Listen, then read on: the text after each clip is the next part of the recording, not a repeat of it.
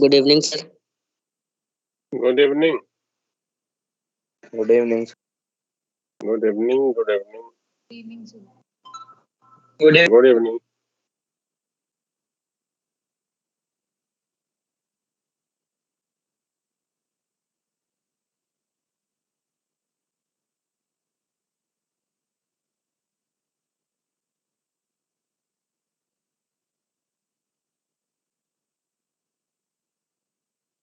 Young से double slit पे कुछ प्रॉब्लम की प्रैक्टिस वगैरह करी है आप लोगों ने?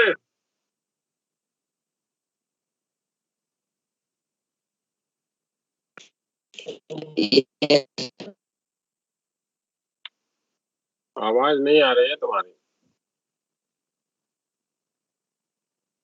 यस सर किए थे।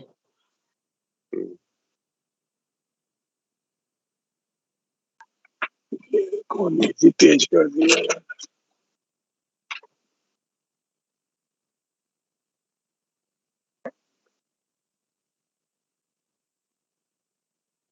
सर लास्ट क्लास से डाउट है। जी बोलो। सर वो आपने लास्ट क्लास में लायोड से मिरर एक्सपेरिमेंटेशन करवाया था ना? जी जी जी। तो उसमें जो डार्क फिन जेट पी था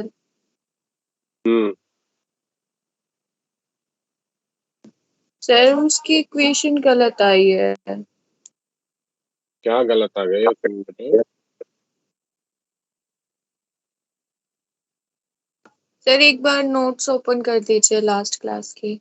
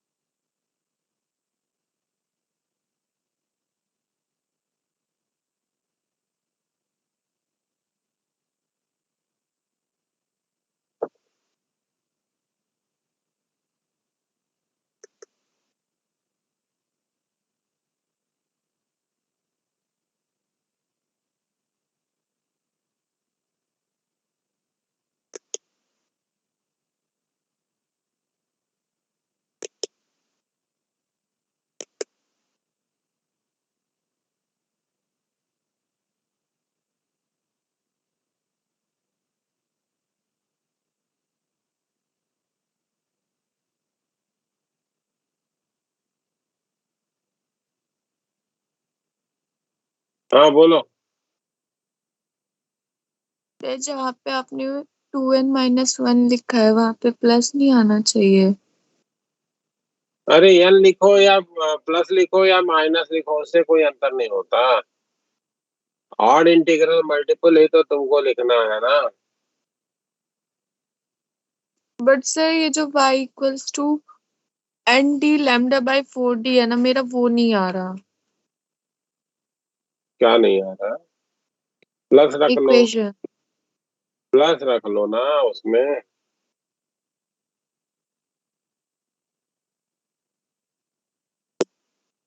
कैसे तब आ रहा है? माइनस रखने पे नहीं आ रहा है, प्लस रखने पे आ रहा है, यही लगाना चाह रही हो? जी सर। अब बता रहे हैं, चलो। क्या था पाथ डिफरेंस? पाथ डिफरेंस कितना आया था? Sir 2 dy two by D D. Y by D. 2 pi by lambda 2 pi by lambda minus का प्लस का pi that is equal to 2n-1 pi, यही लिखा था ना? Yes sir. इसको इधर भेज दो भाई। तो क्या हो गया? 2 dy into 2 pi divided by d lambda that is equals to 2n minus 1 pi, यही मिलेगा। y की वैल्यू क्या हो जाएगी? y की वैल्यू क्या हो जाएगी? n minus 1 dy divided by 2d, यही आएगा ना। Yes sir. तो यहाँ पे जब n minus 1 dy by D, तो n 1 से शुरू होगा, 1 2 3 4, और जब n dy बाई 2d से लिखा था तो वहां पे n जो है वो 0 से शुरू होगा, 0 1 2 3। 4D था। हाँ,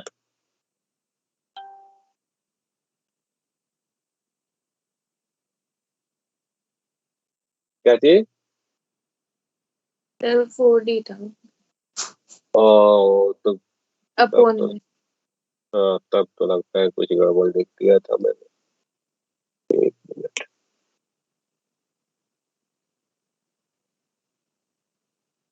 ये 2 2 तो कटेगा ही, 4D नहीं होगा। हाँ, इसको ठीक कर लेना भाई सब लोग, 2D है। यहाँ पे ठीक कर लो।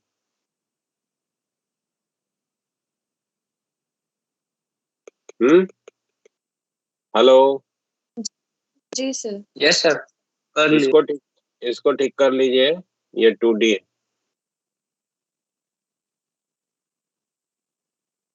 ठीक है, ऊपर का 2 ये कट के ये 2 आ जाएगा।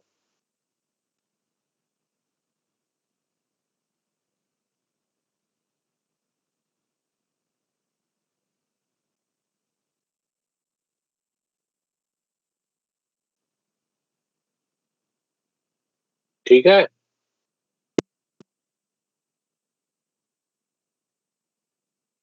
ठीक है Priya. Yes sir. Yes sir.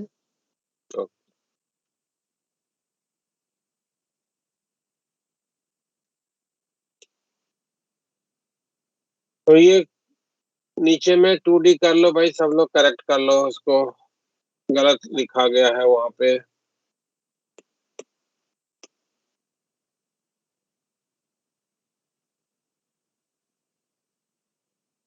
Thanks बेटा।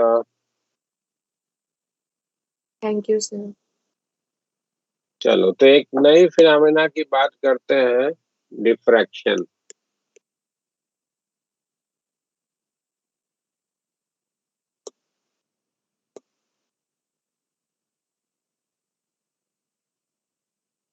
डिफ्रैक्शन क्या फिनोमेना है भाई?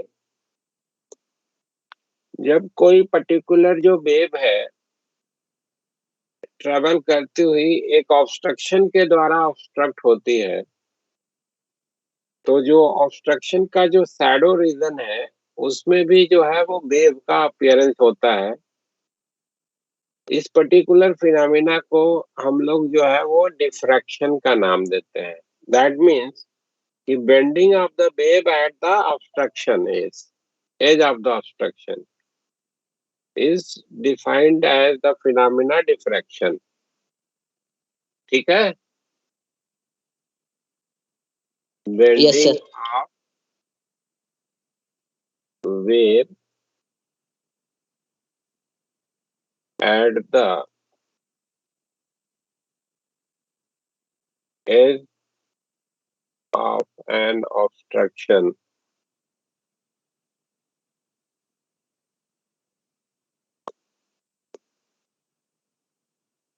is defined as the phenomena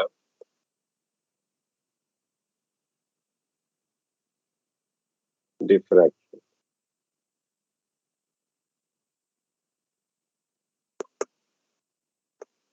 ठीक है ना?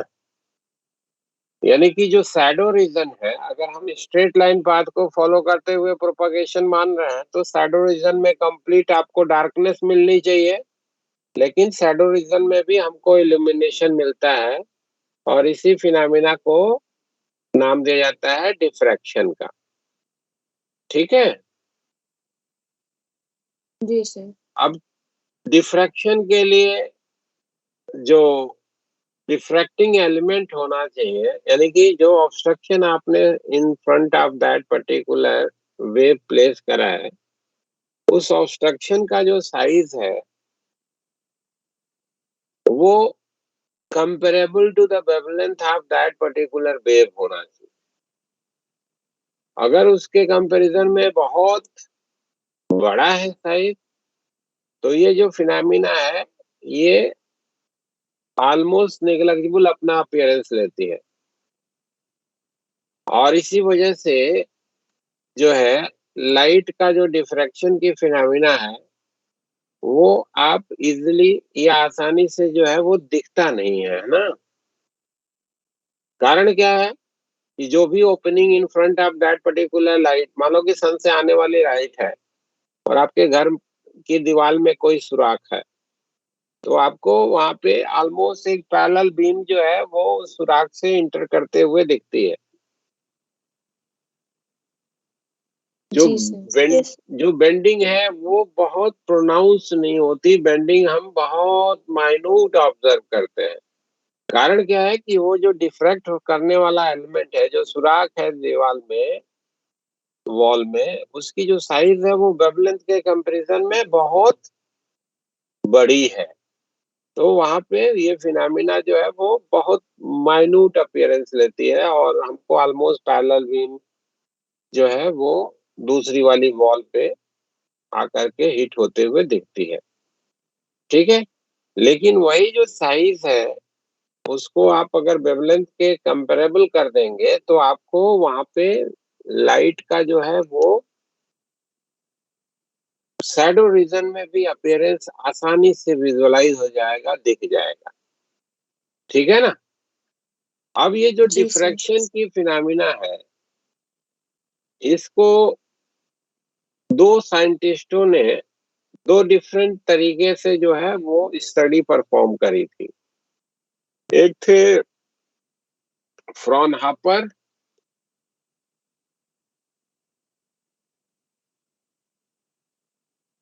और दूसरे थे फ्रेस्नल। फ्रॉनहापर ने जो डिफ्रैक्शन का पैटर्न ऑब्जर्व करा वो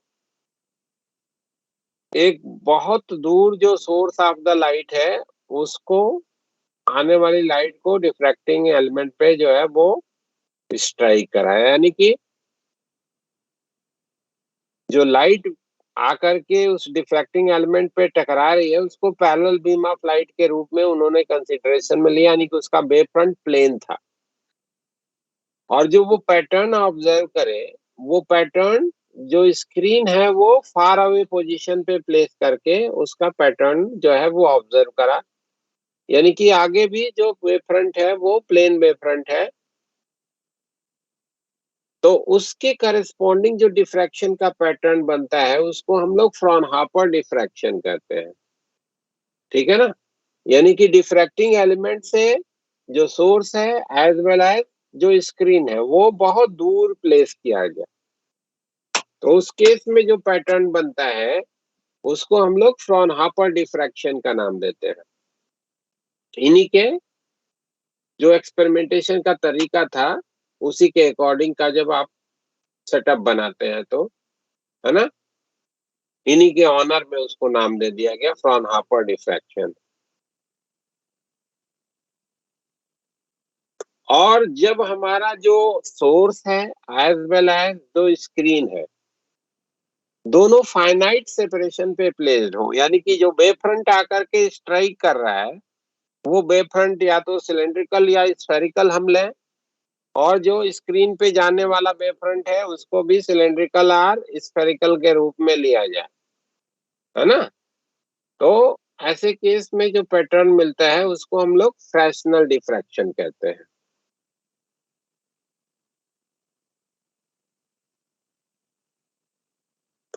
ठीक है भाई।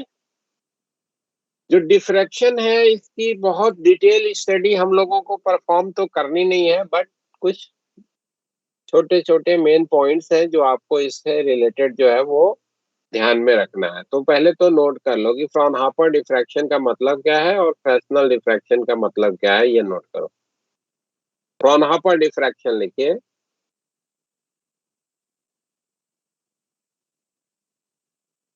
बोलूं या लिख दूं?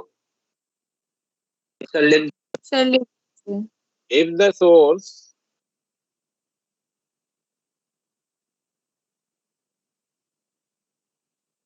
and the screen on which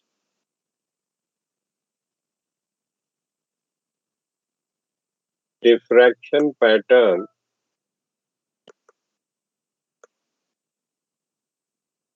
is observed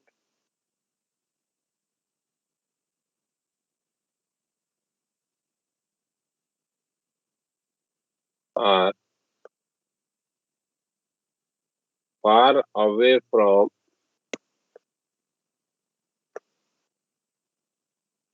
the diffracting element,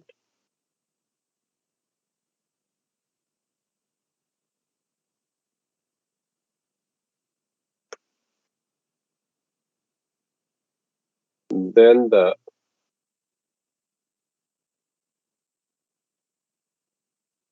diffraction pattern is known as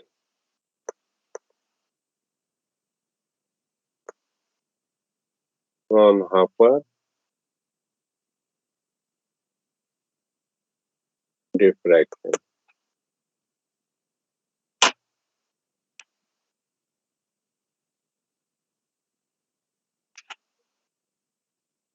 Or if the source and the screen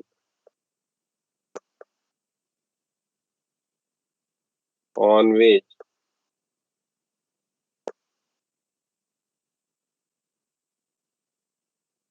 diffraction pattern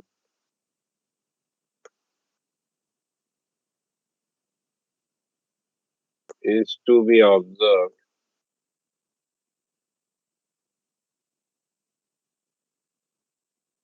are at finite separation,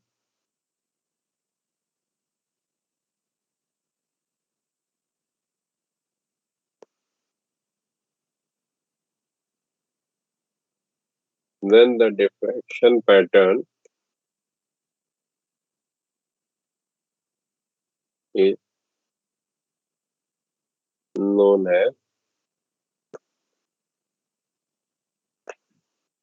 Fresnel diffraction. ठीक है ना भाई? अब मान लो कि फ्रॉनहोफर डिफ्रैक्शन को हमको जो है वो लैब कंडीशन में पाना है, तो बहुत दूर पे तो सोर्स रखने का मतलब हो गया कि वहां से आने वाली जो लाइट होगी that will be very very very फेंट, है ना? उसकी इंटेंसिटी बहुत कम होगी। तो प्रैक्टिकली इस तरीके का सिचुएशन बनाने के लिए तरीका क्या यूज करते हैं कि ये मान लो कि सोर्स है, पॉइंट सोर्स, इसको एक लेंस के फोकल प्लेन में रख दिया गया। तो लेंस के फोकल प्लेन में अगर हम रख देंगे तो यहाँ से जो आगे रेज आएगी वो तो पैरेलल बीम के रूप में जाएगी, है ना? Yes sir. तो वेव फ्रंट जो हमारा बन गया वो प्लेन वेव फ्रंट हो गया, सिमिलर टू दैट जैसे हमारा सोर्स बहुत दूर पे रखा गया है उसके करेस्पॉन्डिंग, है ना? तो और यहाँ पे मान लीजिए कि एक ऑब्स्ट्रक्शन रखा। ऑब्स्ट्रक्शन क्या हो गया? एक कार्डबोर्ड लिया और उस कार्डबोर्ड में हमने एक नैरो स्लिट बना दी, है ना? एक छोटी सी स्लिट बना दी ऐसे, ठीक है? बेसिकली डिफ्रैक्शन भी जो है वो इंटरफेरेंस की ही फिनोमेना है, जिसमें हम क्या करते हैं कि मल्टीपल सोर्सेस का आपस में इंटरफेरेंस का जो है वो डिस्कशन करते हैं। ये कोई अलग फिनोमेना नहीं, ठीक है ना?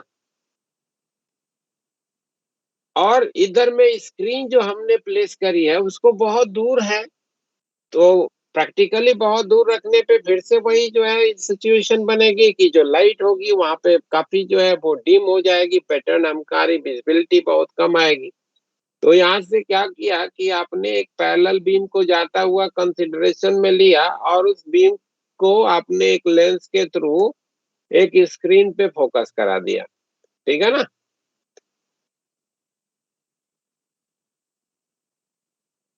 तो ये हमारा जो पैटर्न यहाँ पे बनेगा उस पैटर्न को हम लोग क्या नाम देंगे, फ्रॉनहोफर डिफ्रैक्शन, है ना। क्योंकि यहाँ पे वेव फ्रंट जो आफ्टर रिफ्रैक्शन आपका अपीयरेंस में आफ्टर ये पर्टिकुलर इंटरफेरेंस जो हमारा डिस्कशन में लेना है, यानी कि स्लिट के बाद वो फार अवे पोजीशन के करस्पॉन्डिंग, तो वो वेव फ्रंट भी प्लेन है, और जो वेव फ्रंट आकर के स्लिट पे टकरा रहा है वो भी हमारा वेव फ्रंट प्लेन है।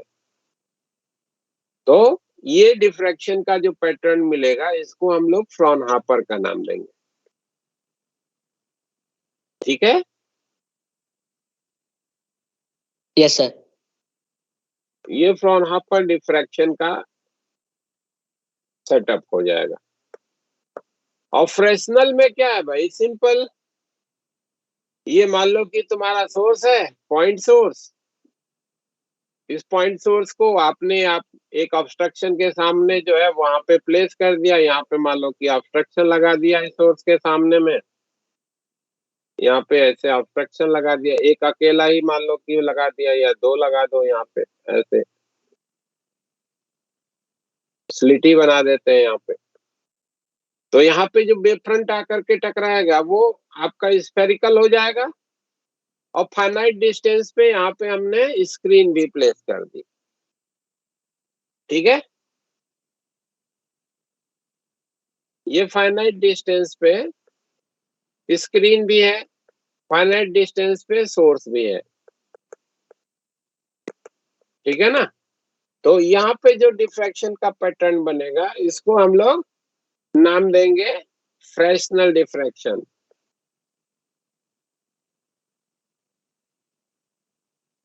ठीक है। Yes sir.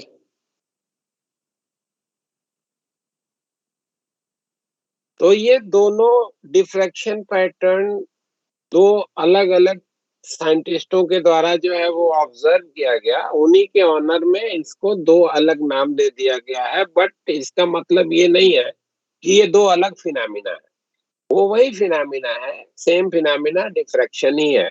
और डिफ्रैक्शन बेसिकली क्या है, इंटरफेरेंस ऑफ मल्टीपल सोर्सेस है, ठीक है। Diffraction Yes, sir. की जो स्टडी है वो बेसिकली क्या है, study of interference of multiple sources. Yes. Sir ऐसा हम कैसे कह रहे हैं? सर यहाँ तो सोर्स एक ही है ना। अभी अभी अभी बता रहा हूँ ना, आपको बताया है ना कि कोई भी पर्टिकुलर जो वेव फ्रंट है जब किसी पर्टिकुलर सरफेस के द्वारा ऑब्स्ट्रक्ट होती है तो उस सरफेस का हर एक पॉइंट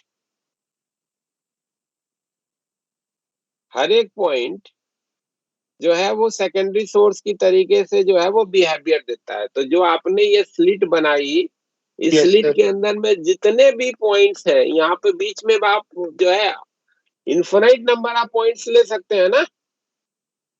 Yes, और sir. हर एक पर्टिकुलर जो पॉइंट होगा वो सोर्स की तरीके से वर्क करेगा, हर एक इंडिविजुअल जो पॉइंट होगा वो एक सोर्स की तरीके से बिहेवियर देगा। यही तो यस सर। हाइजन का प्रिंसिपल था कि जब कोई भी वेव फ्रंट किसी भी सरफेस के द्वारा ऑब्स्ट्रक्ट Yes, sir. होता है तो उस सरफेस का हर एक पॉइंट एक अलग सोर्स की तरीके से बिहेवियर देता है, ठीक है ना। हर एक पॉइंट से जो है सेकेंडरी वेवलेट्स जो है वो इमिट होती हैं, जो कि केवल फॉरवर्ड डायरेक्शन में ही प्रोपागेट करती हैं। यही तो उनकी हाइपोथेसिस थी। तो इसमें हर एक जो इंडिविजुअल पॉइंट है they are going to behave like a source, और इन्हीं का जब हम सुपरपोजिशन डिस्कशन में लेंगे तो वहीं से हमारा ये डिफ्रैक्शन पैटर्न की जो है वो स्टडी कंप्लीट होगी। तो बेसिकली हम यहाँ भी इंटरफेरेंस ही डिस्कस करेंगे, लेकिन यहाँ पे मल्टीपल सोर्सेज के करस्पॉन्डिंग हम इंटरफेरेंस को डिस्कस करेंगे। क्लियर है बात? Yes sir. Yes, sir. तो इंटरफेरेंस ही है, इंटरफेरेंस के द्वारा ही गवर्न होती है ये भी फिनोमेना। ठीक है, आइए थोड़ा सा इसको जो है डिस्कशन करते हैं कि क्या किस तरीके का हमको पैटर्न मिलता है, कैसे शैडो रीजन में भी हमको जो है वो इल्यूमिनेशन मिलता है, और क्यों हमने शुरू में बोला था कि वो जो विड्थ है वो बहुत ज्यादा नहीं होनी चाहिए as comparison to the wavelength, जिससे कि हमारा डिफ्रैक्शन पैटर्न प्रॉपर दिखे, है ना? उसकी बातें कर लेते हैं।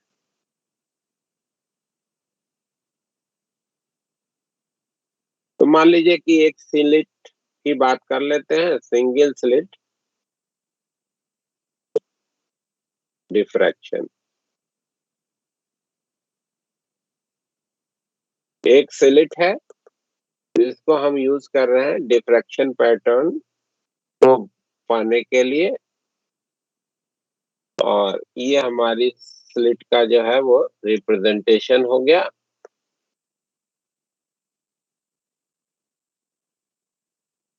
हम यहाँ पे थोड़ा स्लिट को अपनी फिगर हमारा प्रॉपर दिख सके उसके लिए वाइड बना रहे हैं, लेकिन समझिएगा कि है ये बहुत छोटा ना, ये बहुत चौड़ा सा बनाया है जिससे हम अलग अलग कई सारे पॉइंट्स बीच में दिखा सके, हाँ, हमारा फिगर दिख सके, उसलिए हम जो है वो दूरी बहुत बड़ी बनाए हैं। इतना चौड़ा जी सर। डिफ्रैक्शन की स्टडी के लिए आप स्लिट नहीं लेते। स्लिट कैसे बनाई जाती है? जैसे ऐसे समझो कि एक ओपेक आपकी प्लेट है और उस पे आपने एक ब्लेड से ऐसे खरोच मार दिया, ठीक है? तो वो जो थिन सा एक बनेगा ना, एक शार्प ब्लेड लिया और बीच में ऐसे आपने वहां पे एक चीरा लगा दिया, तो वो हमारी स्लिट हो गई, समझे? Yes. लेकिन इस फिगर में Yes, sir. हम लोग जो है उसको थोड़ा बहुत चौड़ा सा दिखाए हैं, केवल इसलिए कि हमारा फिगर जो है वो प्रॉपर दिख सके उसके लिए। ठीक है भाई? जी सर। हाँ, और इस पे आपने माना क्या कि ये पैरेलल बीम ऑफ लाइट जो है वो आकर के ऐसे टकरा रही है, प्लेन वेव फ्रंट यहाँ पे आकर के टकराया, और इधर में स्क्रीन रख करके जो कि फार अवे पोजीशन पे है, हम इनका इंटरफेरेंस का जो है वो डिस्कशन करना चाहते हैं। ठीक है, तो हम क्या कर रहे हैं, मान लो कि स्लिट की विड्थ जो है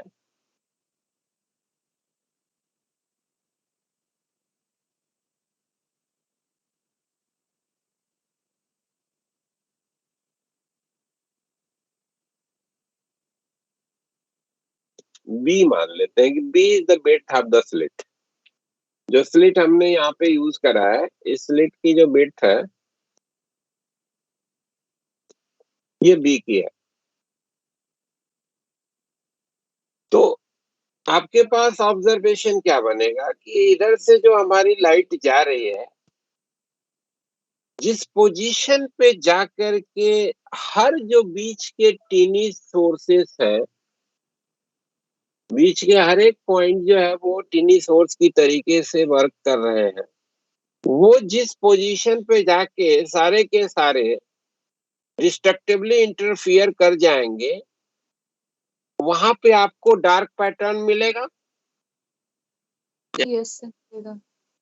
ठीक है, उसी पोजीशन पे इधर ऊपर में भी और इसी के करस्पॉन्डिंग इधर नीचे में भी आपको जो है ऐसे पॉइंट मिलेंगे जहां पर कि आपको सभी सोर्सेस से जाने वाली लाइट का कंप्लीट डिस्ट्रक्टिव इंटरफेरेंस हो रहा होगा।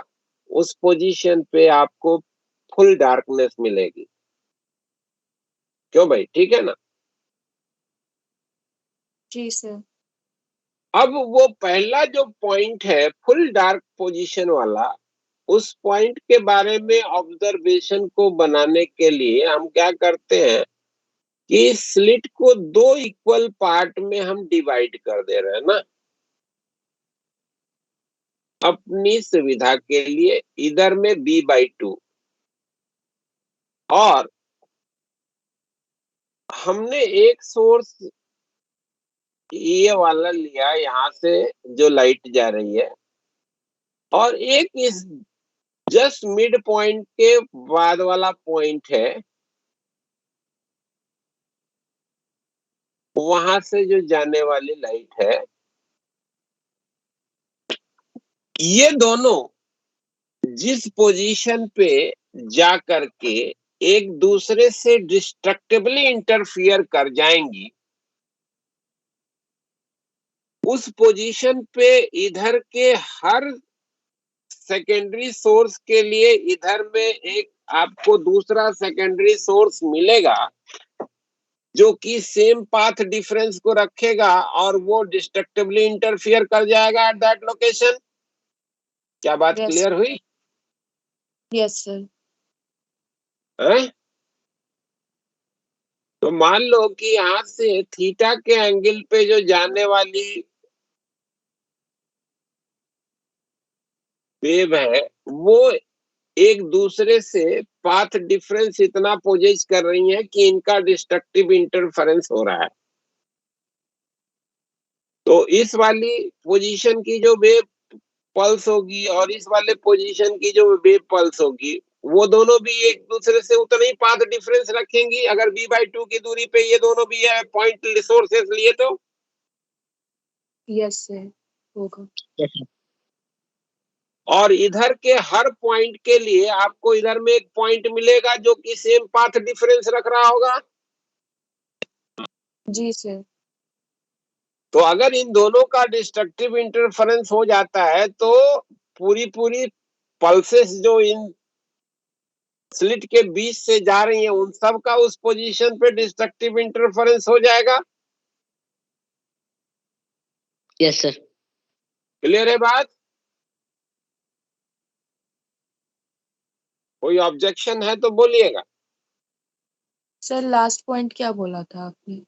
मैं ये कह रहा हूं कि ये जो यहाँ से जो जाने वाली वेव है और मिड पॉइंट के जस्ट बिलो से जो जाने वाली वेव है, इन दोनों के बीच का जो पाथ डिफरेंस होगा, वही यहाँ पे एक पॉइंट सोर्स और एक इधर में भी उसी के करस्पॉन्डिंग एक पॉइंट सोर्स मिलेगा जो कि फिर से b/2 की दूरी पे लिया है ना। तो इनके बीच का यस भी सर। पाथ डिफरेंस तो वही रहेगा ना भाई। यस सर रहेगा। तो ये दोनों भी एक दूसरे से डिस्ट्रक्टिवली इंटरफियर कर जाएंगी अगर इनका इनका हो रहा है तो। जी सर। और ऐसे आप इस यहां से यहां तक के बीच के रीजन का, यहां से यहां तक का हर सोर्स के करस्पॉन्डिंग यहां से यहां तक आप एक दूसरा भी पाएंगे जो कि एक दूसरे से डिस्ट्रक्टिव कर जाएंगे। जी सर। ठीक है ना, क्योंकि उनके बीच का पाथ डिफरेंस सेम रहेगा। यानी कि उस यस पोजीशन पे जाकर के सारी की सारी वेव्स जो होंगी they are going to be interfere destructively, और उस पोजीशन पे आपको कंप्लीट डार्कनेस मिलेगा। उसके अंदर में आपको ब्राइटनेस आएगी, बट उसकी जो इंटेंसिटी होगी वो बदलेगी, बट कंप्लीट डार्कनेस आपको इसी पर्टिकुलर पोजीशन पे मिलेगा, इसी पर्टिकुलर एंगुलर पोजीशन पे मिलेगा। क्लियर है क्या बात? Yes sir. तो इनके बीच का पाथ डिफरेंस कितना आ रहा है भाई? यहां से अगर एक परपेंडिकुलर डाला जाए तो ये वाली लेंथ और ये वाली यहां से आगे वाली ये तो इक्वल हो जाएगी। यही जो होगा दोनों के बीच का पाथ डिफरेंस होगा।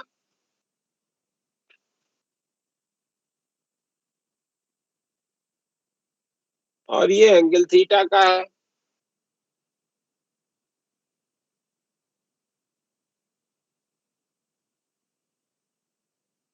पाथ डिफरेंस बिटवीन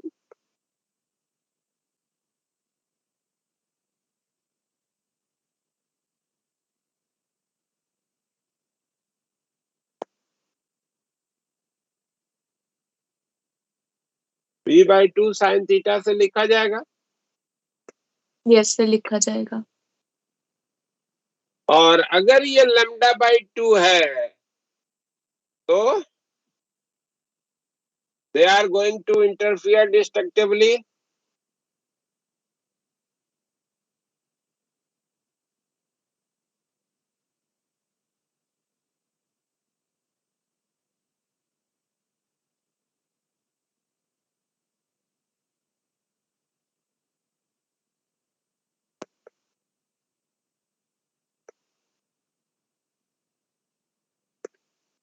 और ए बी के बीच के हर दूसरे सेकेंडरी सोर्स के लिए बीसी में आपको एक सोर्स मिलेगा बी और सी के बीच का, जो कि एक दूसरे के साथ डिस्ट्रक्टिव इंटरफेरेंस कर जाएंगे। ठीक है,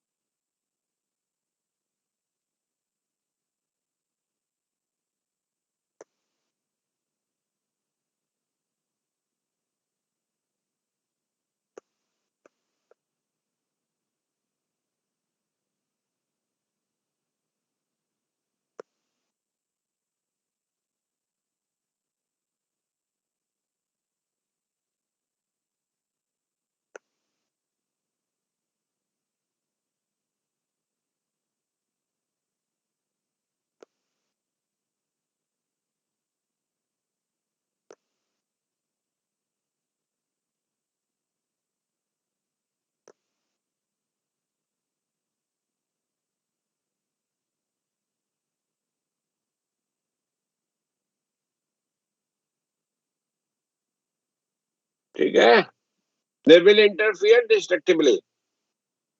क्लियर है क्या बात? यस तो ऐसे केस Yes, sir. में आपके पास ऑब्जर्वेशन क्या बना कि उस पॉइंट पे जहां पर कि ये दोनों वेव्स पहुंच रही हैं, उस एंगुलर पोजीशन का जो पॉइंट होगा वहां पे हम लोग कंप्लीट डार्कनेस ऑब्जर्व करेंगे।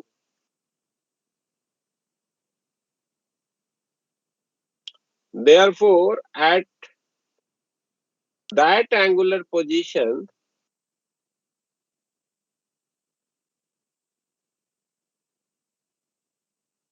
we will observe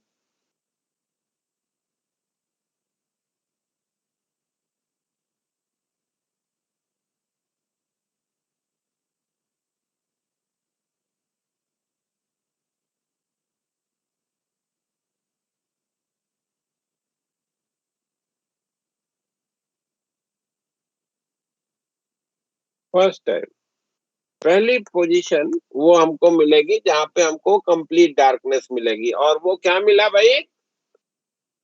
that is the angular position जहां पे बी साइन थीटा की वैल्यू लैम्डा हो रही है ना? बी साइन थीटा की वो एंगुलर पोजीशन साइन थीटा जहां पे λ/b है ना? साइन थीटा जहां पे λ/b है, वो पर्टिकुलर पोजीशन होगा जहां पे आपको डार्कनेस मिलेगा। ठीक है ना? सर डार्कनेस ही Yes, क्यों, ब्राइट क्यों नहीं मिल सकता? λ/2 का पार्ट डिफरेंस हुआ है, डिस्ट्रक्टिव इंटरफेरेंस हुआ है, तो डार्क ही तो होगा ना बेटा। Yes sir. पार्ट डिफरेंस λ/2 की बात कर रहे हैं ना? तो आपको मालूम है कि अगर अकेला एक कारण हो फेज डिफरेंस का, पाथ डिफरेंस, तो λ/2 का पाथ डिफरेंस होने पे डिस्ट्रक्टिव इंटरफेरेंस होता है, या λ/2 का odd integral multiple path difference होने पे डिस्ट्रक्टिव इंटरफेरेंस होता है। यस तो सर। अगर ए और बी से जाने वाली वेव ने डिस्ट्रक्टिव कर लिया, तो ए और बी के बीच के हर वेव के लिए बी और सी के बीच में एक वेव मिल रहा है जो कि इतना ही पाथ डिफरेंस रख रहा है, तो सारी की सारी यस सर। डिस्ट्रक्टिवली इंटरफियर कर जाएंगी ना at that location. Yes sir. ठीक है, अब इधर से देखो आप, तो अगर बी जो है वो लैम्डा के कंपैरिजन में बहुत बड़ा है, तो थीटा की वैल्यू हमको क्या मिलेगी? बहुत छोटी मिलेगी। Yes, sir. है ना? तो अगर आपका बी जो है वो बहुत बहुत बड़ा है लैम्डा से, तो क्या मिलेगा कि ये आपने ओपनिंग करी यहाँ पे, इधर से लाइट आप इम्पिंज करा रहे हो, इधर में स्क्रीन रखोगे, तो यहाँ पे जो डाइवर्जेंस मिलेगा वो ऑलमोस्ट निग्लेक्टेबल होगा। यहाँ पे आपको ब्राइट पैच मिलेगा, है ना? किसी तरीके का कोई इस वाले रीजन में, ये शैडो रीजन है, इस शैडो रीजन में आपको जो लाइट का अपीयरेंस हो रहा है that will be very small, अगर बी की वैल्यू लैम्डा के कंपैरिजन में बहुत छोटी है, बहुत बड़ी है तो ना भाई। जी सर। Yes. लेकिन मान लो कि अगर ये कंपेरेबल है या जो डिफरेंस है वो बहुत बड़ा नहीं है, तो उस केस में क्या मिलेगा? साइन थीटा की करस्पॉन्डिंग थीटा की एक वैल्यू मिलेगी अगर कंपेरेबल हो गया तो उस केस में क्या होगा कि इधर में जो आपने स्क्रीन रखा है, इधर से थीटा एंगल पे इधर की जो लाइट जा रही है, इधर से थीटा एंगल पे जो इधर से लाइट जा रही है, इसके बीच के रीजन में इधर में आपको ब्राइटनेस मिलेगी ना। अब ये बात अलग है Yes. कि ये जो इस रीजन में ब्राइटनेस मिलेगी उसकी इंटेंसिटी जो होगी वो सेंट्रल पोजीशन पे तो मैक्सिमम आएगी, और जैसे जैसे आप दूर होगे वैसे वैसे कम होती जाएगी। अब्रप्टली तो यहाँ पे जीरो नहीं होगी ना। वो इंटेंसिटी का वेरिएशन कैसे होगा वो थोड़ी सी बात कर लेंगे अभी, ठीक है? बट आपको इस रीजन में इल्यूमिनेशन मिलेगा, तो आपको क्या दिख रहा है कि ये पोर्शन जो हो गया जो शैडो रीजन है, इस रीजन में भी आपको इल्यूमिनेशन मिल रहा है, ये जो शैडो रीजन है इस रीजन में भी आपको इल्यूमिनेशन मिल रहा है due to the bending of the wave at the edge of the obstruction. समझ में आई बात? Yes sir. ठीक है ना? Yes, sir. इसलिए आप जनरल में कोई भी ओपनिंग के थ्रू लाइट को आता हुआ जब आप देखते हो तो वहां पे आपको वो जो डाइवर्जेंस है वो नहीं दिखता, क्योंकि वो पर्टिकुलर जो ओपनिंग है उसकी जो साइज है वो वेवलेंथ के कंपैरिजन में बहुत बड़ा है, तो जो एंगल ऑफ डाइवर्जेंस होगा that will be very very very minute, बहुत छोटा आएगा, है ना? लैम्डा बाय बी अगर बहुत छोटा हो गया तो थीटा भी तो बहुत छोटा हो जाएगा ना। जी सर, हो जाएगा। तो ऐसे सिचुएशन में हम लगभग देखेंगे कि इतने पोर्शन, जितना बड़ा छेद था, होल किया था आपने, उतना ही बड़ा रीजन में यहाँ पे लाइट आकर के टकरा रही है, वहां पे ब्राइट है और बाकी जगह पे अंधेरा है। लेकिन अगर यही साइज जो है वो छोटा कर दिया आपने, जो स्लिट बनाया है या जो ओपनिंग करी है उसकी साइज आपने छोटी कर दी, तो आपको मिल रहा है कि एक कंसिडरेबल एंगल तक जो है वो वेव का डेविएशन हो रहा है और इस रीजन विशेष में आपको इल्यूमिनेशन मिल रहा है।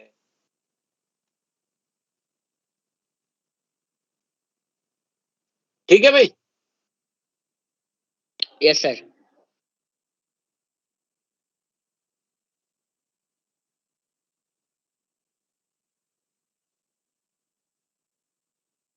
छोटी हो गई।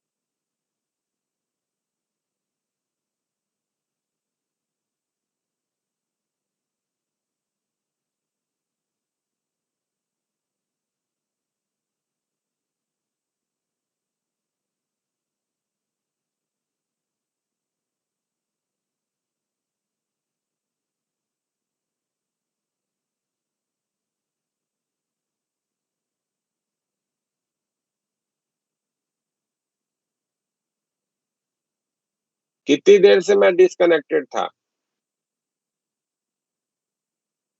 सर 6 मिनट से। अरे चलो देवेश, अभी तो हाँ कनेक्ट हो गया। हाँ कनेक्ट हो गए। हाँ तो पहले ही फोन करना था ना। हाँ नेटवर्क की इशू है, और क्यों डिस्कनेक्ट होगा।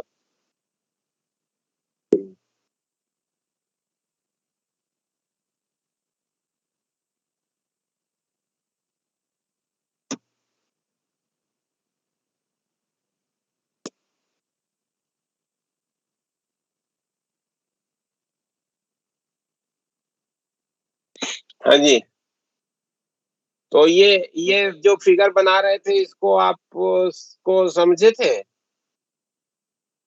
No sir. अच्छा, ये कह रहे थे कि ये हमारी जो है पहली पोजीशन जो हम लोगों ने पाई है, ये और ये वो पहली पोजीशन है जहां पे हमको कंप्लीट डार्कनेस मिला, और इधर में सेंट्रल पोजीशन पे जो हमको इंटेंसिटी ऑफ लाइट मिलेगी, that will be the highest. और इसके बाद जैसे जैसे आप दूर होते जाओगे, वैसे वैसे इंटेंसिटी गिरती जाएगी, और जाकर के इस पोजीशन पे पहली बार इधर, और इस पोजीशन पे पहली बार इधर आपको कंप्लीट डार्कनेस मिलेगा। ठीक है ना? जिसकी एंगुलर पोजीशन आपने निकाली थी, इसकी एंगुलर पोजीशन हमने निकाली है, कितना है भाई? Sine theta equals to lambda by B का। ये वो पोजीशन है जहां पर हमको पहली बार डार्कनेस मिला था ना। Yes sir. Yes sir. ये सेंट्रल पोजीशन दिखा दे रहे हैं।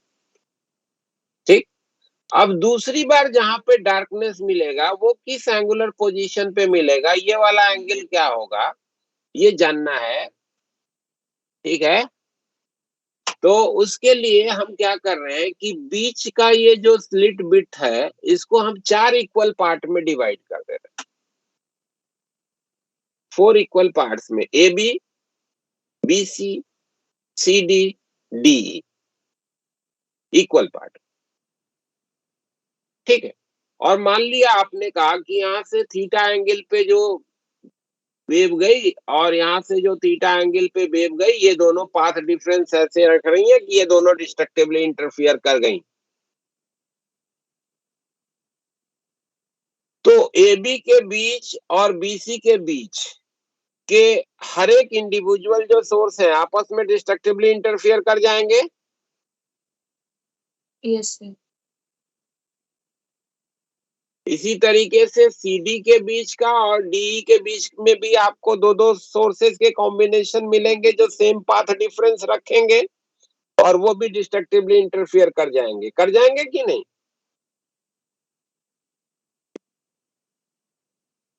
बोलना भाई। Yes yes sir. हो जाएगा डिस्ट्रक्टिव इंटरफेरेंस। यस सर, हो यानी कि जाएगा। सारी की सारी जो यहाँ से जाने वाली वेव्स है वो आपस में डिस्ट्रक्टिवली इंटरफियर कर जाएंगी इस एंगुलर पोजीशन पे। यानी कि अब की बार जो पाथ डिफरेंस है वो क्या है भाई इन दोनों के बीच का? b/4 साइन थीटा, और जब ये yes sir. Lambda yes by sir. 2 होगा तो वहां पे डिस्ट्रक्टिव इंटरफेयर हो जाएगा, यानी कि b साइन थीटा जहां पे जाकर के 2 लैम्डा हो गया, वहां पे डिस्ट्रक्टिव इंटरफेरेंस हो गया। अगला एंगुलर पोजीशन चाहिए तो b साइन थीटा जहां पे 3 लैम्डा हो जाएगा, वहां पे फिर से डिस्ट्रक्टिव इंटरफेरेंस हो जाएगा। ये सेकंड डिस्ट्रक्टिव इंटरफेरेंस।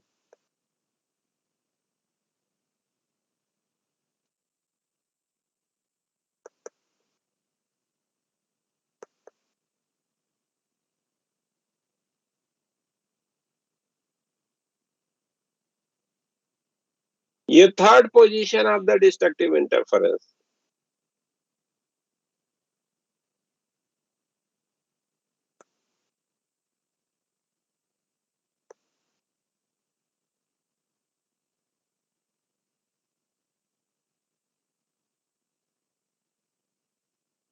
ठीक है, यानी कि जनरलाइज अगर हम लोग करें तो हमको क्या मिलता है कि the angular position eight which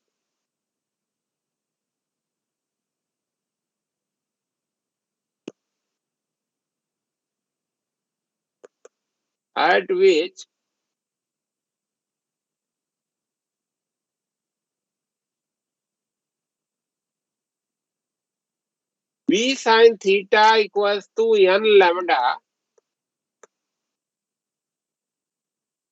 will be the position. पहले वाले केस में लैम्डा मिला था, दूसरे वाले में 2 लैम्डा, ऐसे तीसरा करेंगे 6 पार्ट में डिवाइड करके तो 3 लैम्डा मिलेगा, है ना? Yes, sir. Yes, Yes, sir. sir. So the angular position at which b sin theta equals to n lambda will be the position of dark patch.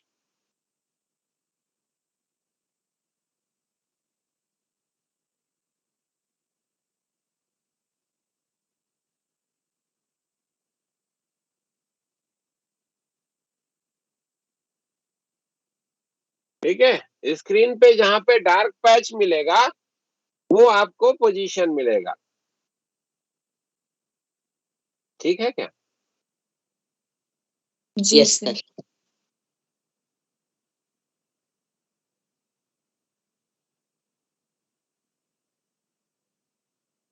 अब इसमें आपको जो प्रॉब्लम पूछा जाता है वो क्या है भाई, कि पूछा जाता है कि what is the width of the central fringe. Central fringe, ये आपकी जो फ्रिंज, ये जो फ्रिंज बनी इसको आप बोलते हैं सेंट्रल फ्रिंज, बड़ी वाली है, मिडिल पोजीशन वाली, इसको बोलेंगे सेंट्रल फ्रिंज। तो सेंट्रल फ्रिंज की अगर हमको विड्थ लिखनी है भाई, तो नेचुरल है कि ये थीटा जो भी होगा वो होगा तो बहुत छोटा ही। Yes, sir.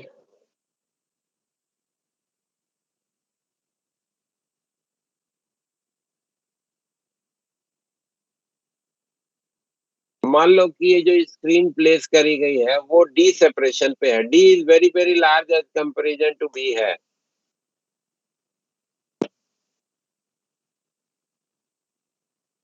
और थीटा अगर बहुत छोटा है भाई तो sine theta can be written as tan theta. Yes, sir.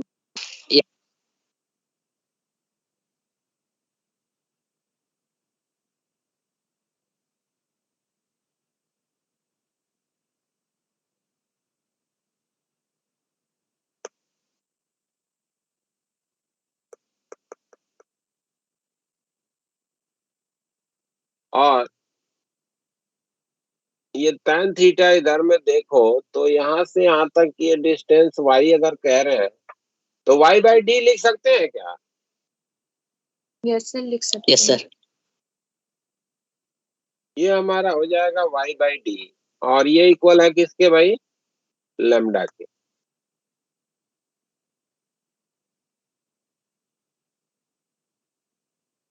By B, है ना? Yes, sir. यानी कि y की वैल्यू क्या हो गई? D lambda by B. तो विड्थ इसकी कितनी आएगी?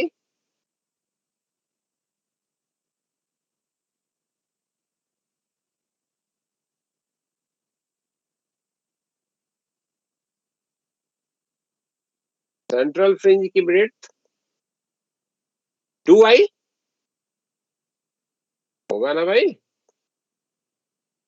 y ऊपर y नीचे, तो 2d लैम्डा बाई बी, ये आपको सेंट्रल फ्रिंज की विड्थ हो गई। ये आपका फॉर्मूला हो गया जो याद रखना है, इस पे प्रॉब्लम मिलता है। इस सेंट्रल फ्रिंज की विड्थ कितनी होती है? तो 2b d lambda by B. B कहाँ क्या है? वो जो आपने स्लिट यूज करा है उसकी विड्थ है। और अगर आप इसको YDSC से याद रखेंगे तो उधर में dy बाई डी था फ्रिंज विड्थ, Yes, sir. उसका 2 गुना Yes sir. ना भाई। Yes sir. सर को डायग्राम देखना था। हाँ दिखाता हूँ।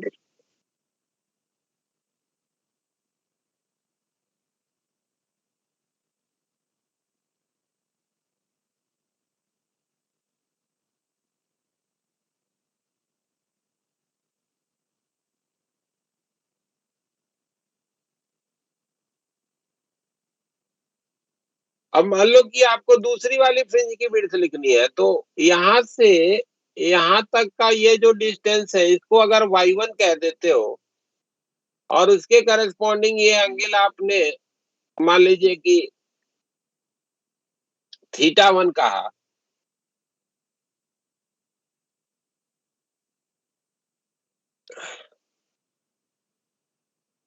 तो एक अप्रोक्सीमेशन के रूप में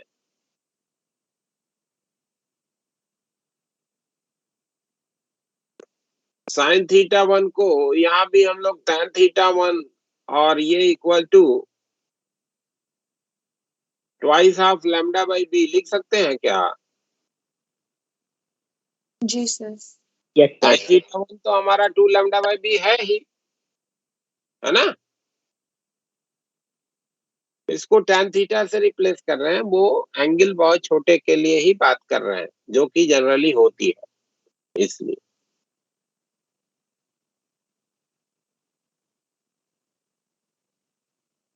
और tan θ1 क्या हो जाएगा तुम्हारा? y1 by D, that is 2 lambda by B. तो y1 की वैल्यू कितनी बन गई भाई? 2d lambda by D B, है ना? तो दूसरी वाली फ्रिंज की विड्थ अगर लिखनी होगी तो क्या लिखोगे? ये जो सेंट्रल के बाद पहली जो फ्रिंज मिल रही है उसकी विड्थ लिखनी है, तो हम क्या लिखेंगे अप्रोक्सीमेट के रूप में? y1 में से y घटा दें। जी sir. D lambda by B है। हाँ, तो सेंट्रल वाली तो चौड़ी होती है और उसके बाद वाली जो फ्रिंजेस बनती हैं वो नैरो होती जाती हैं। ये जो फॉर्मूला अभी बना है ये माइन्यूट एंगल के लिए बना है। अगर माइन्यूट एंगल नहीं है थीटा, तो वहां पे हम डायरेक्टली इसको नहीं लिख सकते, केवल वहां पे एंगुलर बिट्स पूछी जाती है। तो एंगुलर बिट्स वही साइन इनवर्स करके 2 लैम्डा बाई बी कर देंगे, तो वो θ1 मिल जाएगा। और थीटा हमको पहले से मालूम है, θ1 माइनस θ2 थीटा कर देंगे, तो that will be the angular bits of the second phase हो जाएगा।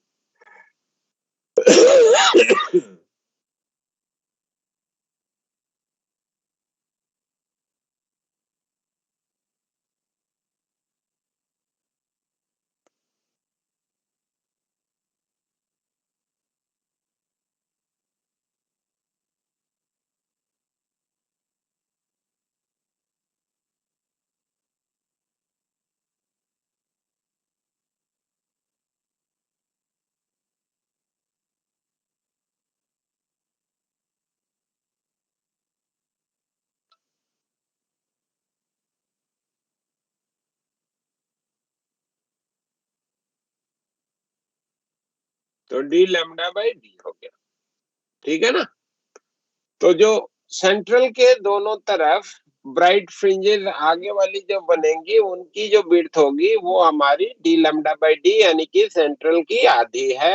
ऐसा हम इंफॉर्मेशन जनरल में ध्यान में रख सकते हैं जब एंगल ऑफ डेविएशन जो है वो माइन्यूट का बन रहा है, उसके लिए ये लिखा गया है। क्लियर है? Yes sir. Yes sir. अब आओ देखते हैं जरा कि ये तो फ्रिंज विड्थ पे इंफॉर्मेशन हो गया। ये जो फिगर हमने आप बनाया था यहाँ पे, ये इंटेंसिटी का वेरिएशन का, तो इसका एक फंक्शन हम बना लेते हैं। बट प्रॉब्लम जनरली मिलता नहीं है, केवल आपको समझने के लिए कि ये इंटेंसिटी का वेरिएशन होगा कैसे, उसकी हम कैसे वर्किंग करेंगे। हम्म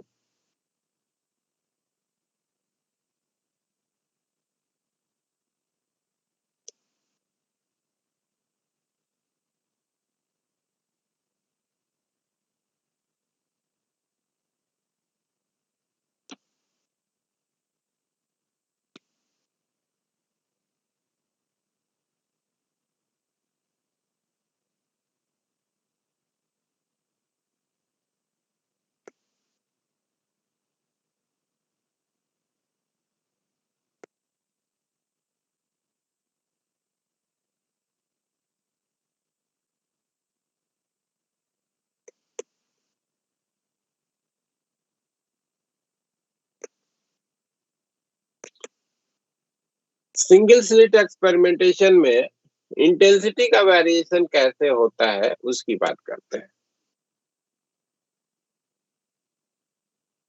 मान लो कि हमारा सिंगल स्लिट एक्सपेरिमेंटेशन की बात करी जा रही है, इसमें आपको मालूम है भाई कि स्लिट की विड्थ आपने बी की कही और इस पे आपने एक पैरेलल बीम ऑफ लाइट को इम्पिंज कराया है। आपके पास ऑब्जर्वेशन क्या है कि स्लिट के बीच का हर एक जो पॉइंट होगा वो हमारा सेकेंडरी सोर्स की तरीके से वर्क करता है और किसी भी पोजीशन पे रिजल्टिंग वेव क्या होगी वो इन सब के सुपरपोजिशन से डिस्कस किया जाता है ना। Yes sir. तो मान लो कि हम जो है इस बीच के रीजन को n नंबर ऑफ पॉइंट्स में डिवाइड कर दे रहे हैं और जहां पे n प्रैक्टिकली बहुत बड़ा है ना, क्योंकि हर पॉइंट जो है वो सोर्स है,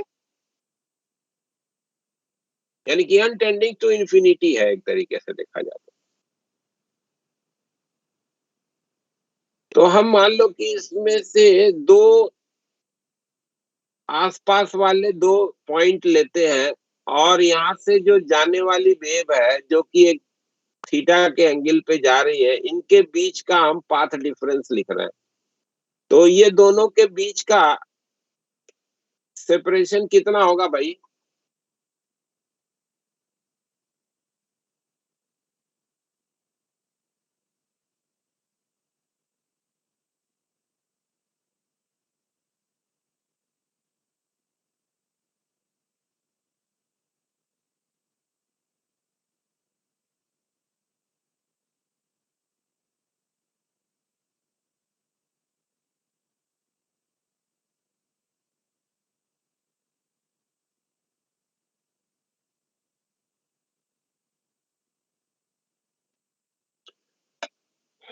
n पार्ट में डिवाइड किया जिस n की वैल्यू जो है वो है बहुत बड़ी, तो हर एक की बीट कितनी दूरी क्या हो जाएगी point two point? sin theta. b by n। Yes sir. Sir. तो पाथ डिफरेंस कितना हो जाएगा? b/n sin theta.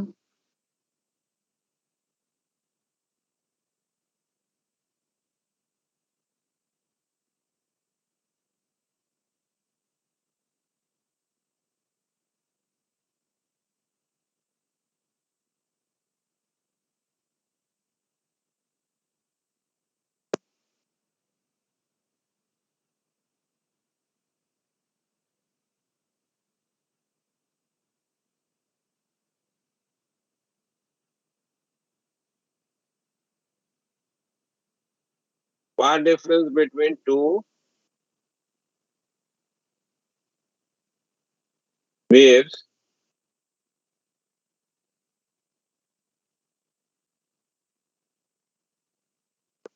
coming from two consecutive points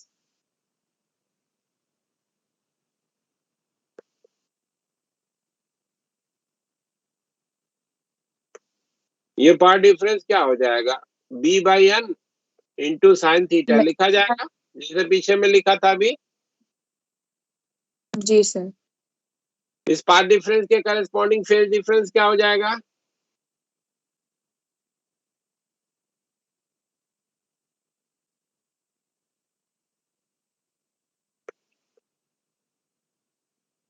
to pi by lambda into b sine theta divided by n से लिखोगे। ये phase difference हो जाएगा कि नहीं? हाँ जी बोलना। Yes sir. Yes, sir.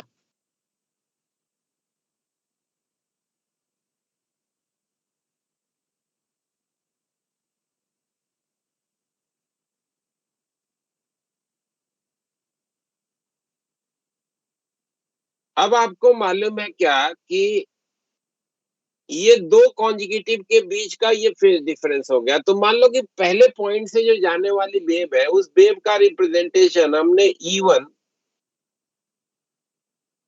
करा है E0 sine of kx minus omega T से। तो दूसरी वाली जो वेव जा रही है वो क्या हो जाएगी, E0 sine of kx minus omega T plus phi लिखी जाएगी।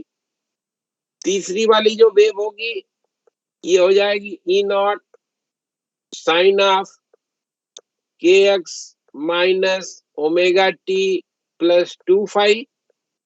अगली वाली कभी तो इसके साथ E2 के साथ जो फेज डिफरेंस होगा वो फाई का होगा। Yes, yes sir. सर हो ऐसे हमारी जो है वो En तक आएंगी। जो nth वेव है वो E0 sine of kx minus omega T plus 2n minus 1 into 5 हो जाएगा। यस सर हो जाएगा। और लाभ सुपरपोजिशन क्या कहता है कि हर एक का एम्पलीट्यूड हमको वेक्टर मान लेना है और फिर उन सबको वेक्टर के रूप में हमको क्या करना है, ऐड कर देना है। जो रिजल्टेंट मिलेगा वो रिजल्टिंग वेव का एम्पलीट्यूड हो जाएगा, है ना। Yes, sir. तो अगर हमको इन सब वेक्टर को जोड़ना है तो हर एक वेक्टर का मैग्नीट्यूड तो बराबर है, Yes, E sir. Not E not, क्योंकि हर एक पॉइंट सोर्स से जो लाइट एनर्जी जा रही है वो तो सेम है। तो एम्पलीट्यूड जो है वो सेम। हर अगला जो वेक्टर है वो पिछले वाले से फाई का फेज डिफरेंस रख रहा है। तो ऐसे हमको एक वेक्टर दिखाया, दूसरा इसके साथ फाई एंगल पे ये दूसरा वेक्टर दिखाया, तीसरा इसके साथ फाई एंगल पे ये तीसरा वेक्टर दिखाया, ऐसे चौथा हमारा जो है वो इसके साथ फाई एंगल पे दिखाया, पांचवा इसके साथ, ऐसे सबको हमको अरेंज करते जाना होगा ना भाई। Yes sir. Yes, sir. तो ये सर्कल बनाएगा। कंप्लीट नहीं होगा सर्कल, क्वाड्रेंट हो जाएगा।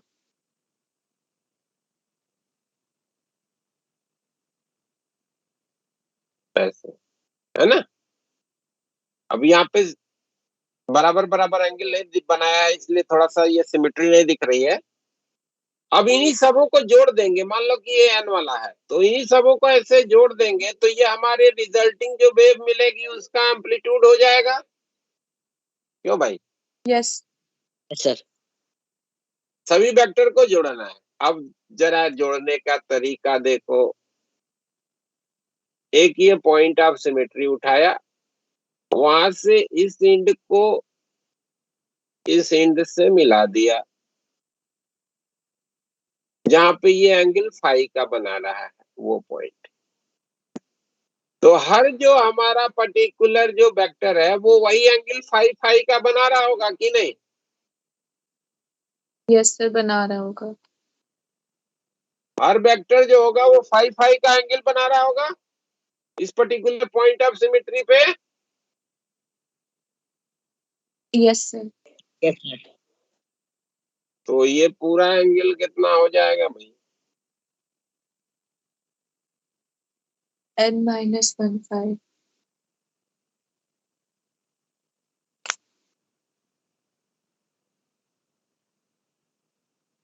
n phi.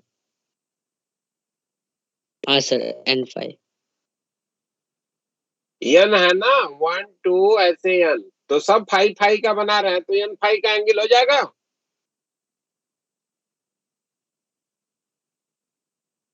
बोल भाई, ठीक है।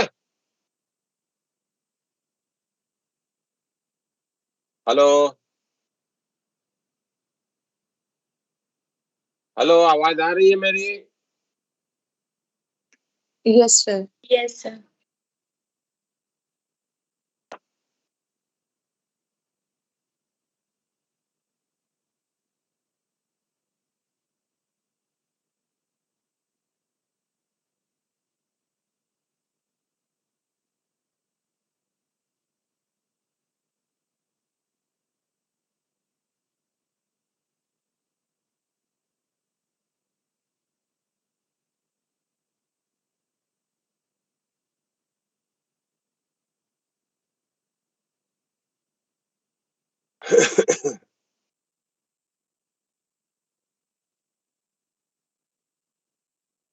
इन सब को जोड़ना है, तो जोड़ने के लिए क्या करते हैं, यहाँ से एक परपेंडिकुलर इस पे डालते हैं, इसको हमने मान लिया आर है। ऐसे वेक्टर को जोड़ने का तरीका आप जानते होंगे, सब इक्वल हो तो ये वाला एंगल 5/2 का हो जाएगा।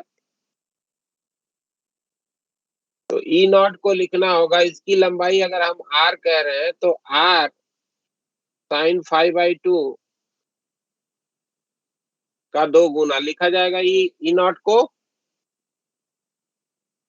Yes sir. ये ई नॉट बाई 2 है, ये आर साइन 5/2 हो जाएगा, ये भी आर साइन 5/2। और इसको अगर हम ई कह रहे हैं, ये सबका रिजल्टेंट, तो ई की वैल्यू क्या हो जाएगी, 2r साइन n 5/2 ना।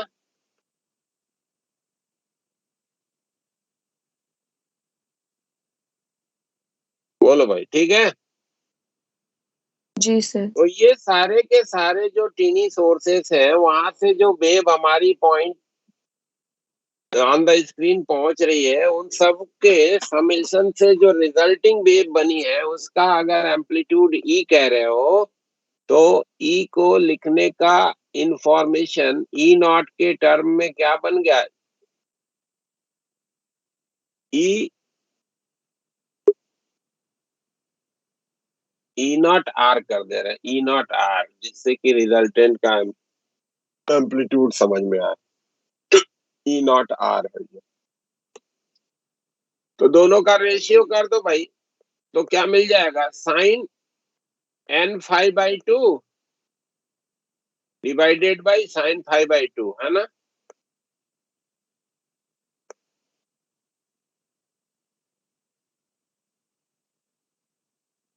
अब देखो जरा कि फाई तो बहुत छोटा है, यस सर। तो साइन 5/2 को 5/2 लिख सकते हैं। यस सर, लिख सकते हैं।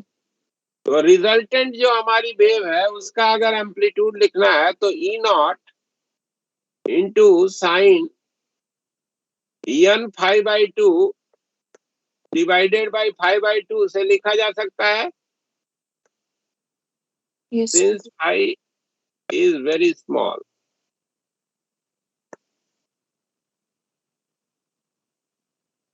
अब इसको n से ऊपर नीचे मल्टीप्लाई कर देते हैं, तो ई नॉट n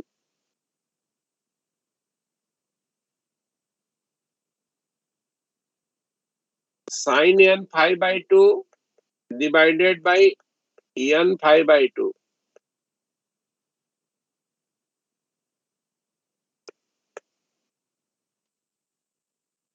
इसको स्क्वायर कर दें, तो आपको मालूम है कि इंटेंसिटी जो होती है किस, वो एम्पलीट्यूड के स्क्वायर के प्रोपोर्शनल होती है। Yes sir. ई नॉट n। अब सभी सोर्सेस से जो सेंट्रल पोजीशन है, वहां पे जो वेव जाएंगी भाई, सेंट्रल पोजीशन, ये जो इसका सेंट्रल पोजीशन है, यहाँ पे जो वेव जाएंगी, वो तो सभी की सभी इन फेज जाएंगी। यस सर, जाएंगे। तो यहाँ पे तो सबका कंस्ट्रक्टिव इंटरफेरेंस होगा, तो सब E naught E naught E naught N E naught हो जाएगा। यस सर, हो जाएगा। तो यहाँ की तो रिजल्टेंट के बारे में इंफॉर्मेशन है कि यहाँ पे जो रिजल्टिंग वेव होगी, उसका एम्पलीट्यूड होगा ई नॉट इंटू एन।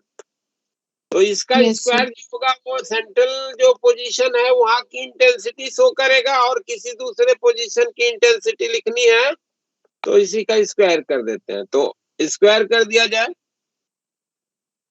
तो ये हो जाएगा आई, और ये हो जाएगा I naught sine square n 5/2 divided by n 5/2 का होल स्क्वायर लिख सकते हैं ना। Yes sir. n 5/2 देखो है क्या, n/2, और फाई की वैल्यू कितनी आई थी, 2πb sign theta divided by n lambda, यही आया था ना।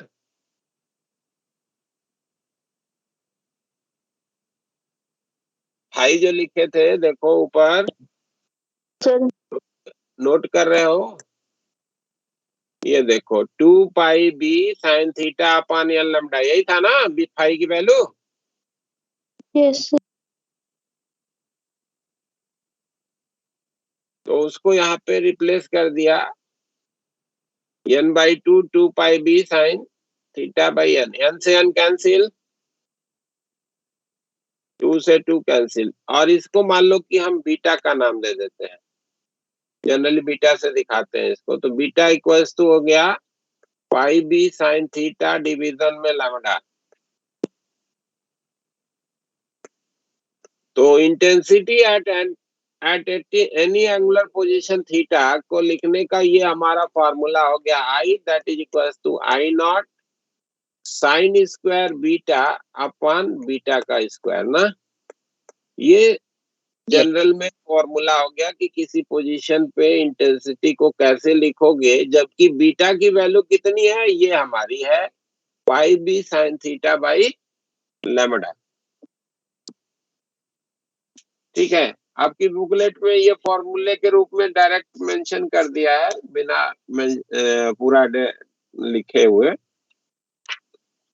तो केवल आपके समझने के लिए हमने इसको दिखा दिया कि कैसे आप किसी भी एंगुलर पोजीशन थीटा के लिए इंटेंसिटी को जज कर सकते हैं।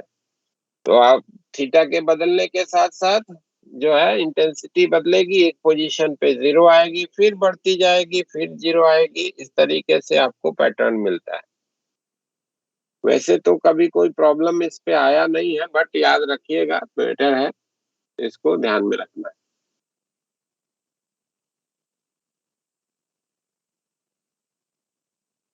ठीक है भाई? Yes sir. ये जो था, जो हम लोगों ने एक्सप्रेशन बनाया था कि जहां पे b साइन थीटा लैम्डा का इंटीग्रल मल्टीपल होता है, वहां पे आपको डार्कनेस मिलती है, और पहला डार्क पैच जो मिलता है that is eight the location जहां पे b साइन थीटा की वैल्यू लैम्डा के बराबर होती है। Yes sir. लेकिन ये स्लिट के लिए था, ऐसे आपने नॉच बनाया ना, ये आपकी जो पेपर, जो आपका कार्डबोर्ड था उसमें आपने इस तरीके से स्लिट बनाया है, इस तरीके से स्लिट बनाया है, तो उसके लिए ये फॉर्मूला आया है। एक अगर मान लो कि इस पर्टिकुलर कार्डबोर्ड के ऊपर आप नॉच न बना के ऐसे सर्कुलर अपर्चर अगर आप करते हैं,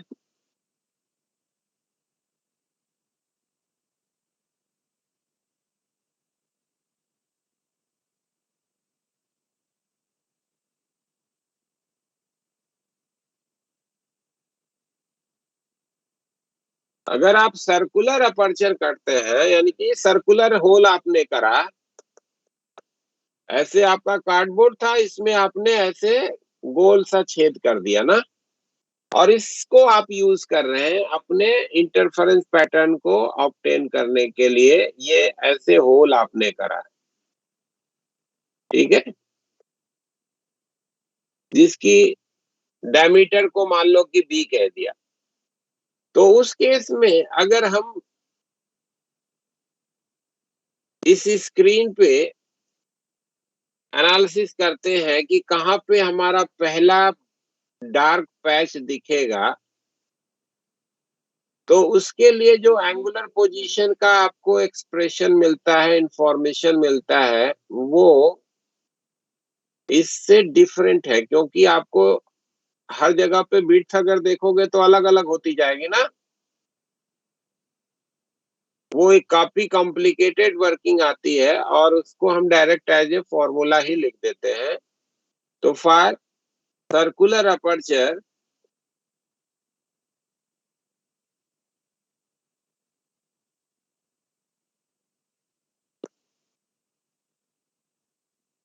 the angular position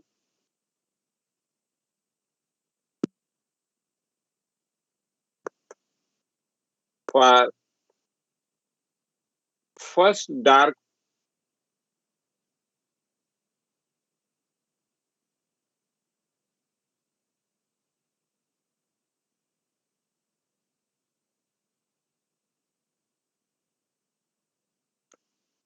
patch is, जहाँ पे बी साइन थीटा की वैल्यू आपको 1.22 लैम्डा की आती है ना, ये याद रखिएगा।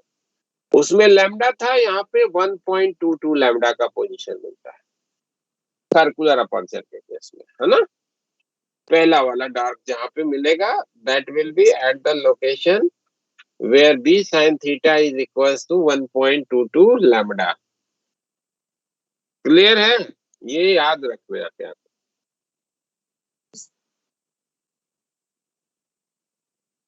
जितना सिंपल वे में स्लिट के लिए हम लोगों ने इंफॉर्मेशन लिख लिया था ना लैम्डा के बराबर, उतना सिंपल ये वर्किंग है नहीं, तो इसलिए मैं इसको डायरेक्ट आपको लिख दे रहा हूँ, ठीक है। Yes, sir. Yes.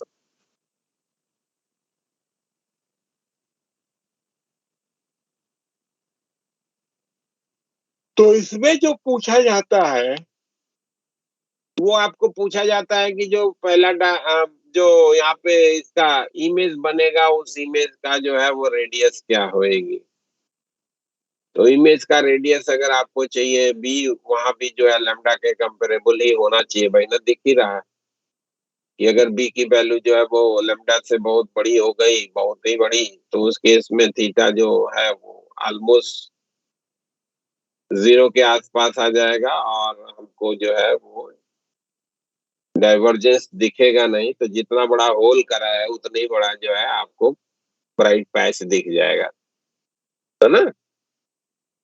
लेकिन अगर कंपेरेबल है तो in that case we will observe a considerable deviation, या रेडियस ऑफ द पैच जो होगा वो हमारे इस होल के रेडियस के कंपैरिजन में बड़ा होगा। तो कभी कभी हमको ये रेडियस ऑफ द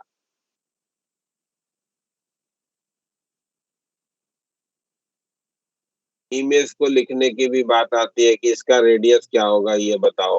तो इसका रेडियस अगर आर लिखना है, थीटा बहुत छोटा है, तो साइन थीटा को tan थीटा से रिप्लेस कर दे, और यहाँ से जो दूरी है वो अगर डी कह दिया, इफ थीटा इज स्मॉल, तो साइन थीटा को हम tan थीटा से रिप्लेस कर सकते हैं, और ये 1.22 लैम्डा डिवाइडेड बाय बी से लिखा जाएगा, and that can be written as R by B, D लिखा जा सकता है। Yes, sir. तो रेडियस आर को जो ये मिल रहा है वो आपको लिख सकते हैं 1.22 लैम्डा डी बाई बी, है ना। यहाँ पे बी को ध्यान में रखना है कि बी क्या है, B is Diameter. Aperture dia, है ना। Aperture dia of the opening है, उस ओपनिंग का अपर्चर डाया है,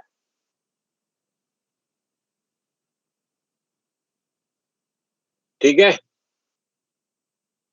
Yes, sir. Yes, sir. तो यहाँ तक की ये इंफॉर्मेशन अभी आप ध्यान में रखिए, कल इसमें थोड़ा सा और बताना है। रिजॉल्विंग पावर के बारे में थोड़ा सा इंफॉर्मेशन डिस्कस करा जाएगा, टेलीस्कोप का और माइक्रोस्कोप का भी फॉर्मूला समझेंगे, और साथ में एक फिनोमिना इसमें और डिस्कस करनी है, पोलराइजेशन, ठीक है ना। और उसके साथ आपका वेव ऑप्टिक्स हो जाएगा फिनिश।